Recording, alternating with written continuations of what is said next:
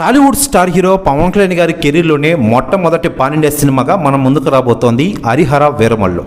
జ్యోతికృష్ణ దర్శకుడిగా వ్యవహరిస్తున్న ఈ సినిమాని జూన్ 12న గ్రాండ్గా రిలీజ్ చేయనున్నారు. క్రిష్ జాగర్లమూడి ఈ సినిమాని 2020 సంవత్సరంలో పవన్ కళ్యాణ్ గారితో ఎప్పుడైతే అనౌన్స్ చేశారో అప్పుడు అంచనాలు మామూలు రేంజ్లో లేవు.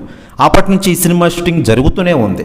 పవన్ కళ్యాణ్ గారు రాజకీయాలతో గత 10 సంవత్సరాలతో బిజీగా మారడంతో ఈ సినిమా షూటింగ్లను పక్కన పెట్టేశారు. దీంతో హరిహర వీరమల్లు షూటింగ్ అలాగనే కొనసాగుతోంది. అయితే ఇటీవలే పవన్ కళ్యాణ్ గారు తాను కమిట్ అయిన సినిమాల్ని కంప్లీట్ చేసే విధంగా ప్లాన్ వేస్తున్న విషయం తెలిసిందే.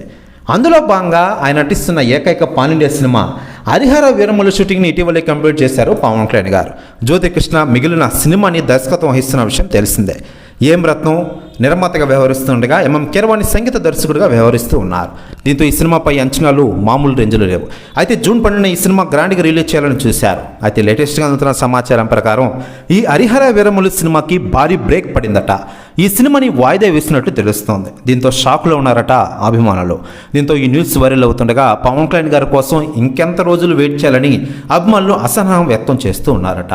పవన్ కళ్యాణ్ గారి అభిమానులే కాకుండా ఇతర ఇండస్ట్రీ హీరో అభిమానులు కూడా పవన్ కళ్యాణ్ గారి సినిమా థియేటర్లకు వస్తారని చూస్తూ ఉన్నారు. మరోవైపు హరిహర వీరమల్లు సినిమా ఒక పాన్ ఇండియా రేంజ్లో రిలీజ్ అవుతున్న విషయం మనకందరికీ తెలిసిందే.